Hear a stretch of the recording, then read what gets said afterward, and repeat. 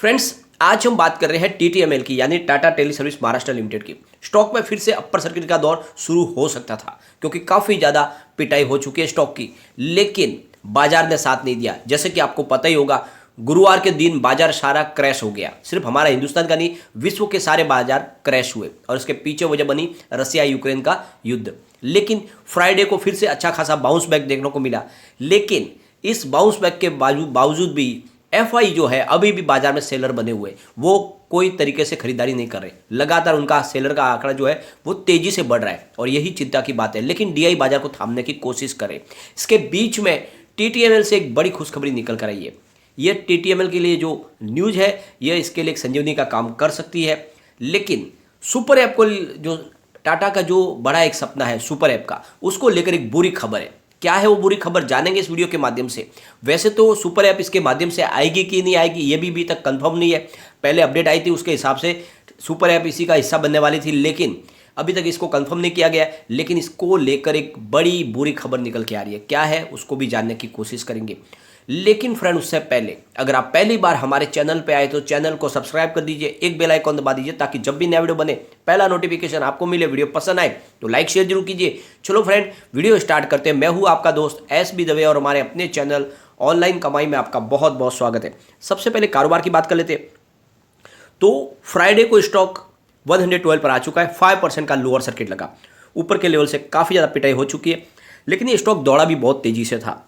पिछले एक साल का इसका प्रदर्शन देखें तो मात्र 33 की प्राइस 7 सितंबर 2021 को, वहां से स्टॉक दौड़ते हुए करीब 290 तक पहुंच गया था।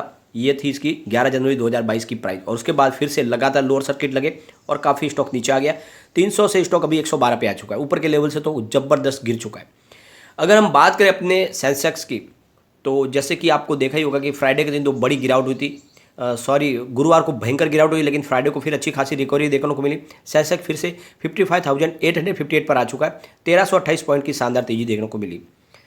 अगर वॉल्यूम को देखें हम टीटीएमएल के, तो पिछले एक महीने पहले इसका 27 लाख रुपये का वॉल्यूम हुआ था। 1 वीक पहले 18 लाख रुपये का वॉल्यूम था। गुरुवार को 5 लाख रुपये का वॉल्यूम हुआ, फ्राइडे को 13 लाख रुपये का वॉल्यूम हुआ। तो वॉल्यूम काफ़ी कम है, लेकिन फिर भी वॉल्यूम हो रहा है। इसका मतलब सर्किट खुल सकता है। अगर बाजार साथ देगा तो जल्द यहाँ पे सर्किट खुल सकता है, क्योंकि काफ़ी ज़्यादा करेक्शन हो चुका है। स्टॉक को यहाँ से खरीदारी की जा सकती है। 10.45 52 वीक का लो है, 2.90 52 वीक का हाई है। फिलहाल 10 रुपये का स्टॉक 290 तक जाके आया। टीटीएमएल के लिए गिरावट की सबसे बड़ी वजह है इसका ASM की लिस्ट में स्टेज 4 में आना।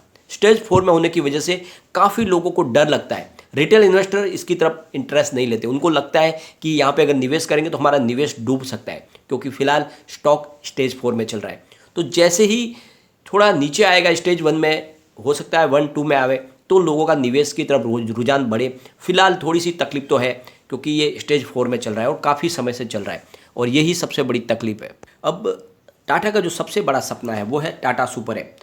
इस सुपर ऐप को जल्द से जल्द टाटा लॉन्च करना चाहती है। लॉन्च करने से पहले उनके लिए सबसे बड़ी जो कंपटीशन मिल रही है वो है रिलायंस की तरफ से और अमेजॉन की तरफ से। वो भी ऐसे ही सुपर ऐप लाने वाले। तो टाटा चाहती है कि उनसे पहले उनकी ऐप लॉन्च हो जाए और वो बाजार में पूरी तरह से छा जाए। लेकिन अभी उनकी जो ऐप है वो फिलहाल जो लॉन्च करने में उनको डिले हो रहा है, लेकिन हो सकता है कि आने वाले महीने में, यानी अगले महीने मार्च में इनकी लॉन्चिंग हो जाए। तो बड़ा एक सपना है टाटा का। तो टाटा इसके लिए तैयारी कर चुकी है। इसको टाटा नियो के नाम से लाया जाएगा और इसमें बहुत सारी सर्विस टाटा देगी एक साथ में। टाटा ने ऑलरेडी इसके लिए बिग बास्केट में अपनी एक बड़ी स्टेक ली है। अरे अपनी जो रिटेल चैन है इलेक्ट्रॉनिक्स की और इंटरटेनमेंट की, क्रोमा, वो भी इसके तहत उसकी सारे के सारे प्रोडक्ट मिल पाएंगे ग्राहकों को। टाटा प्ले जो टाटा की DTH सर्विस है उसकी सुविधा भी मिल पाएगी। साथ में इनका जो लग्जरी पोर्टफोलियो है टाटा CLIQ, उसकी सर्विस भी मिल पाएगी। साथ में फ़्लाइट टिकट बुकिंग होगी एयर एशिया के, साथ में IHCL और ताज होटल की सर्विस आप बुकिंग कर पाओगे। साथ में जो इनका फूड जैसे स्टारबक्स, उसकी सर्विस भी आप ले पाओगे। यानी बहुत सारी टाटा ग्रुप की सारी सर्विस आपको इस ऐप के माध्यम से मिल जाएगी। तो एक बहुत बड़ा सपना है, लेकिन इस सपने के बीच में एक बहुत ही बड़ी बैड न्यूज़ निकल के आई है। यहाँ पे जो ऑलरेडी आपको पता ही होगा, इसके एम्प्लॉयज़ के लिए सर्विस लॉन्च कर दी गई है। एम्प्लॉयज़ इसकी सर्विस का फ़ायदा उठा रहे हैं, लेकिन इसके बीच में जो कह रहे हैं कि टाटा इसको सुधारने की तो बहुत कोशिश कर रहा है, लेकिन इसके अंदर बहुत सारी कमियाँ है। एक तरह से देखें तो ये ऐप बहुत ही ज़्यादा बेकार लग रही है।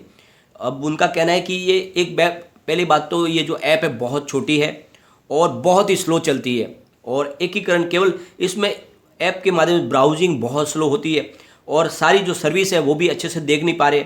टाटा की जो सर्विस है वो सामने दिखती है और कई बार वो भी गायब हो जाती है। कुल मिला के ये जो ऐप है अभी फ़िलहाल बहुत ज़्यादा घटिया लग रही है, और अगर इसको नहीं सुधारा गया तो आने वाले समय में ये लॉन्च होते ही फ्लॉप हो सकती है। तो एक तरह से ये एक बुरा सपना है टाटा के लिए, क्योंकि वो इसको अपने कारोबार के लिए एक सीढ़ी की तरह इस्तेमाल करना चाहते हैं कि सारा हमारा कारोबार बढ़ेगा इसके माध्यम से, लेकिन वो खुद ही ऐप ही अगर इतनी स्लो चलेगी तो कैसे होगा, लोग कैसे उसके ऊपर विश्वास करेंगे। तो अभी टाटा को इसके लिए काम करना होगा और इसके बाद में ही लॉन्च करेंगे तो अच्छा है। तो कुल मिला के ये खबर अच्छी नहीं है। वैसे टाटा सुपर ऐप टीटीएमएल के माध्यम से लॉन्च होगी कि नहीं ये भी पता नहीं है, क्योंकि टाटा ने पहले अपनी अनाउंसमेंट की थी, अभी उसके बारे में कोई भी क्लेरिफिकेशन नहीं आया, तो आगे देखेंगे क्या होता है। लेकिन एक अच्छी बात निकल कर आई है कि टाटा की जो टाटा प्ले सर्विस है वो टक्कर दे रही है ज़बरदस्त एयरटेल को, क्योंकि एयरटेल की भी ऑलरेडी ब्रॉडबैंड सर्विस है जिसके माध्यम से ओटीटी की सर्विस ले पाते हैं, लेकिन दोनों के बीच में कंपैरिजन करने पर ग्राहकों को टाटा प्ले की सर्विस अच्छी लग रही है, उसको ज़्यादा लेना पसंद कर रहे हैं। तो इस मामले में खरा उतरा है टाटा प्ले, और जो इन्होंने निर्णय लिया ओटीटी की सर्विस देने का वो लोगों को पसंद आ रहा है। इसके चार्जेस भी एयरटेल से कम है, तो लोग इसकी तरफ ज़्यादा आकर्षित हो रहे हैं। दूसरा जो इनके कंपटीटर है वो टाटा के साथ में जियो फाइबर की है, क्योंकि वो जियो फाइबर इंटरनेट की सर्विस दे रही है और टाटा प्ले के माध्यम से भी इंटरनेट की सर्विस मिल रही है। तो टाटा प्ले जो है वो 6000 का एक एनुअल प्लान लेकर आए, जिसमें साथ में आप 6000 दे के 12 महीने के लिए आप कम से कम 50 Mbps का प्लान ले सकते हैं। वैसे ये 850 का प्लान है, लेकिन आपको 500 में ही मिलेगा, तो ये बहुत ही ज़्यादा सस्ता पड़ रहा है। लेकिन उसके सामने जियो का जो प्लान है वो मात्र 30 Mbps का जो है स्पीड वाली जो सर्विस है वो 400 रुपये के आसपास मिल रही है। तो ये बहुत ही स्लो स्पीड है और लोगों को ये पसंद नहीं आ रही है। दूसरी तरफ ये जो पैकेज है ये जियो के साथ में टाटा प्ले का जो है पैकेज बहुत सस्ता पड़ रहा है, तो लोग उसको पसंद करें। तो अब आप देख लो कंपटीशन तीनों की, अगर इंटरनेट की सर्विस के साथ में अगर कंपटीशन की जाए जियो फाइबर के साथ, तब भी टाटा प्ले उसमें हिट होकर निकल रहा है और चार्ज भी कम लग रहा है। तो इसका मतलब ये होगा कि वो नंबर 1 बना है इस मामले में, तो इससे इनके रेवेन्यू में बढ़ोतरी हो सकती है। और टाटा प्ले जो है वो बिल्कुल टीटीएमएल के अंडर में ही उसकी सर्विस आती है, उसी की एक सब्सिडियरी कंपनी है। अब यहाँ पे अगर टीटीएमएल की सर्विस को अगर हम देखें तो ये मोबाइल नेटवर्क सर्विस भी देती है, इंटरनेट की सर्विस भी देती है, ब्रॉडबैंड की सर्विस भी है, साथ में connectivity, cloud security, internet of things और बिजनेस टू बिजनेस और स्मॉल बिजनेस सेगमेंट के लिए सारी सर्विस देती है, वॉइस ओवर सर्विस भी देती है। यानी आप देखो तो हर तरह की सर्विस टीटीएमएल के पास है। और ये बिजनेस है वो पिछले 12 सालों से घाटे में चला था, लेकिन वर्ष 2021 में जब सब ये कोविड का प्रॉब्लम शुरू हुआ और जब वर्क फ्रॉम होम शुरू हुआ, तो कर्मचारी ने जब इंटरनेट की सर्विस यूज़ करनी शुरू की, खास करके क्लाउड आधारित सर्विस शुरू हुई, तो इसका फ़ायदा मिल गया टीटीएमएल को, और टीटीएमएल ने इसका अच्छा खासा फ़ायदा उठाया और बेनिफिट उसको मिला। फ्रेंड्स, इस सर्विस के माध्यम से ही इनके रेवेन्यू में भी बढ़ोतरी देखने को मिली और लगातार इनका बिजनेस बढ़ा और इसकी प्राइस भी बढ़ने लगी। मार्केट कैप भी करीब 58,000 करोड़ रुपये तक पहुंच गया था, लेकिन फिर इसमें ज़बरदस्त गिरावट शुरू हुई और इसके पीछे वजह बनी टाटा ने अपना जो एजीआर बकाया था उसके बदले में अपनी हिस्सेदारी देने की उन्होंने पेश की सरकार को 9.5%। तो सरकार ने उसका प्राइस लगा दिया 41 रुपीज़। जब उसकी प्राइस बाजार में 290 थी, सरकार ने कहा कि इसकी प्राइस 41 रुपीज़ होनी चाहिए, और जैसे ही ये न्यूज़ बाजार में निकल कर आई, प्राइस में ज़बरदस्त गिरावट शुरू हो गई और स्टॉक लगातार गिरा।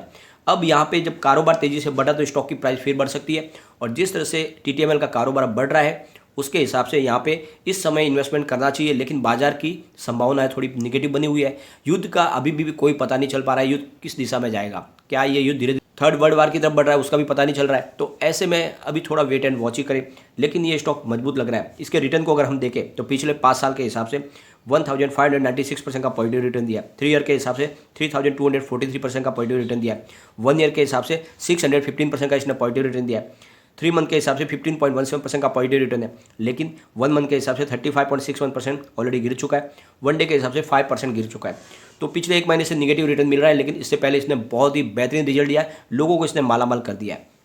यहाँ पे सबसे अच्छी बात निकल के आ रही है कि इसको बहुत सारे जो बड़े बड़े फंड हाउस है इसने निवेश लगातार बना रहे हैं। यहाँ पे प्रमोटर की स्थिति बहुत मजबूत है, 74.36% की होल्डिंग प्रमोटर की यानी टाटा ग्रुप की है। स्पेशली इसमें टाटा के साथ में टाटा पावर की भी अच्छी खासी इन्वेस्टमेंट है। कोई भी इनका गिरवी शेयर नहीं। एफआई का अच्छा खासा निवेश बन रहा है और लगातार बढ़ा रहे हैं। 0.01 थी जून में, 0.16 की सितंबर में, फिलहाल 0.79% की होल्डिंग है। तो एफआई इस पे दाव लगा रहे हैं। डीआई की बात करें तो इन्होंने भी दिसंबर में एंट्री कर ली। इससे पहले उन्होंने कोई होल्डिंग नहीं थी, फिलहाल 0.02% की होल्डिंग है। म्यूचुअल फंड ने भी दिसंबर में अपनी एंट्री कर ली है, 0.02% की होल्डिंग ली है। तो आप देख लो कि अब लोगों को लगने लगा है कि ये स्टॉक वाकई मजबूत है। और दिसंबर में जिस तरह से म्यूचुअल फंड और डीआई ने एंट्री की और एफआई ने अपनी निवेश बहुत ज़्यादा बढ़ा दिया है, यह स्टॉक वाकई में निवेश करके रखने लायक है। मुझे लगता है ये आने वाले 5 साल में 1000 जा सकता है। तो थोड़ा थोड़ा करके निवेश करके रखें और सिर्फ ये सोच के ही करें कि आप एक लॉटरी का टिकट खरीद लो, टिकट लग जाएगा तो आपको जैकपॉट लगेगा, आपके सारे सपने साकार हो जाएंगे, वरना लॉटरी के टिकट के पैसे चले जाएंगे, उसकी आपको चिंता नहीं होनी चाहिए। इतना सोच के ही करें।